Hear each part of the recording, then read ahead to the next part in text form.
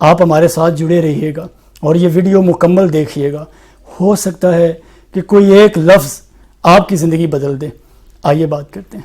السلام علیکم جی. جی وعلیکم السلام. کیا حال ہے؟ فائن. آپ سنائیں ٹھیک ہے؟ گریٹ الحمدللہ. بڑا اچھا لگا جی. سب سے پہلے آپ کا بہت شکریہ, آپ نے ہمیں اپنا قیمتی وقت دیا. Thank you. ہمیں تھوڑا سا اپنی ابتدائی تعلیم کے بارے میں بتائیں. بسم اللہ الرحمن الرحیم. کیونکہ والدین جو ہیں یہاں 1976 میں موڑ کھنڈا میں شفٹ ہوئے, اور اس وقت یہ موڑ کھنڈا ترقی کے مراحل میں سے گزر رہا تھا کہ لوگ جو ہیں تعلیم کے لیے موڑ کھنڈا کی طرف رخ کر رہے تھے اپنے بچوں کو پڑھائیں, کیونکہ ارد گرد 25-30 گاؤں لگتے ہیں. موڑ کھنڈا کی مٹی ویسے بھی بڑی زرخیز ہے. جی بالکل صحیح فرما رہے ہیں. تو میں نے جو ہے والد صاحب جو ہیں وہ 1979 میں مجھے فرسٹ ٹائم اسکول لے کے گیا, پرائمری اسکول جو ہمارے موڑ کھنڈا کا اور مالا خاکی شاہ میں آج بھی آباد ہے. ٹھیک ہے. اس میں داخل کروانے کے لیے گئے. آپ حیرانگی ہوگی کہ جب 1979 کی میں بات کر رہا ہوں تو اس کا مطلب ہے کہ پرائمری اسکول کا جو حال ہوگا, وہ پرانے لوگ کہتے تھے ننکانے کی لاری نہ بوا نہ بھاری, تو اسکول اسی طرح کا تھا. والدہ نے جو ہے سردیوں میں ایک بوری بنا کے دینی کہ بیٹا آپ نے زمین پر نہیں بیٹھنا, اس بوری کے اوپر بیٹھنا. قد میرا تھوڑا سا نارمل تھا, چھوٹا تھا, مجھ سے کہیں بڑی بوری ہوتی تھا. اب بیگ میں پوری آتی نہیں تھی, میں اسے ساتھ ایسے لٹکا کے لے کے جاتا, ادھر بیگ ادھر بوری. ایسے لگتا تھا کہ بوری سارے رستے ڈانس کرتی جاتی ہے. اور اب اس سے تعلیم کا آغاز کیا. پھر یہ ہے کہ اساتذہ کرام, اب تو یہ ہو گیا کہ بچے سے کام نہیں, آپ نے کروانا اسکول کا. یقین جانی کاشف صاحب کے اپنے ہاتھوں سے جہاں بیٹھنا ہے وہاں صفائی کرنی, اس ایریا کی صفائی کرنی ہے, اور بیٹھنا ہے, پھر پڑھائی شروع کرنی ہے. میٹرک آپ نے کہاں سے کی؟ میٹرک بھی گورنمنٹ سیکنڈری اسکول موڑ کھنڈا سے کی 89 میں. اچھا.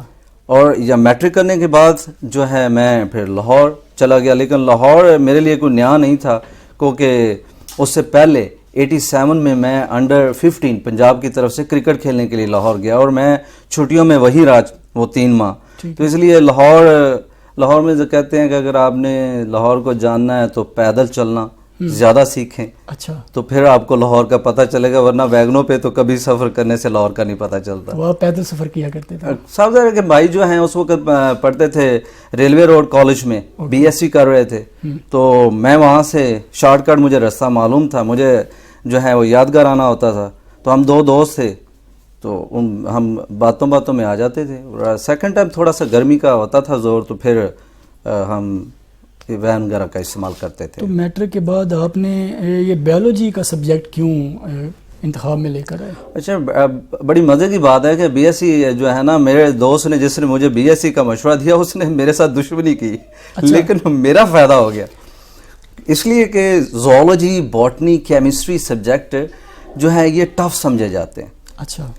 اور پہلے میں ایف ایس سی کی آپ سے میں شیئر کر دوں کہ ایف ایس سی جو ہے میں نان میڈیکل سے شروع کی. ٹھیک ہے. تو سال ہو گیا, میں کلاس میں بھی کافی بہتر تھا. حفیظ صاحب اس وقت فزکس کے ٹیچر تھے, انہوں نے سمجھایا بھی اسمیل فیکلٹی نہ چینج کرو, تمہارے فزکس اور میتھ میں بہت اچھے نمبر ہیں, آرام سے آپ انجینئر بن جاؤ. میں گھر آیا ایک دفعہ, والدہ نے پوچھا کہ بیٹے اچھی تیاری ہو رہی ہے؟ میں نے کہا اچھا ماں جی بہت اچھی تیاری ہوئی, بیٹے ڈاکٹر بن جاؤ گے. اچھا. اب میں سوچ میں پڑ گیا, میں تو نان میڈیکل کا ہوں, تو میں کیسے ڈاکٹر بن سکتا ہوں. مجھے اس وقت خیال آیا کہ والدہ تو چاہتی تھی کہ میں ڈاکٹر بنوں, تو یہ تو یار بڑی گڑبڑ ہو گئی. میں نے والدہ کو نہیں بتایا, لیکن میں جب منڈے کو واپس گیا ہوں تو میں نے اپلیکیشن فارورڈ کر دی کہ میں نان میڈیکل پڑھنا چاہتا ہوں. اس وقت صاف ظاہر کہ فیکلٹی چینج ہونی تھی, 1 سال سارا رہ گیا تھا, اور میں نے پھر فیکلٹی چینج کروائی والدہ کے اس وش پر کہ وہ کہتے کہ چلیں میرا بیٹا ڈاکٹر بنے. قسمت آزمائی میں کیا فرق پڑتا ہے, تھوڑا سا زور لگا لینا چاہیے. یقین جانیے میری زندگی میں میں سمجھتا ہوں کہ میں بہت سارے اپنے اسٹوڈنٹ کو یہ شیئر کرتا ہوں کہ میں ایم ایس سی تک جب بھی مجھے کوئی مسئلہ آتا تھا تو میں گھر میں والدہ سے کانٹیکٹ کرتا تھا, کیونکہ آپ کو پتہ ہے بہت کم لوگوں کے گھروں میں اس وقت فون ہوا کرتے تھے. یہ ٹیلی فون ایکسچینج کو پہلے فون کرنا, پھر گھر ملنا فون, اور پھر آپ نے بات کرنی. تو مجھے جب بھی کوئی مسئلہ آیا تو میں نے اپنی والدہ سے بات کی، شیئر کی. میرے لیے میری، کیونکہ صاحب آپ کاشف صاحب اس بات کو سمجھے، آپ کی جو پہلی ترس گاہ ہے وہ آپ کی والدہ کی گود ہے، ماں کی گود ہے. وہ آپ کو سکھاتی ہے پہلا لفظ اللہ بولو بیٹے، بسم اللہ بولو، ٹھیک ہے. امی بولو، ابو بولو.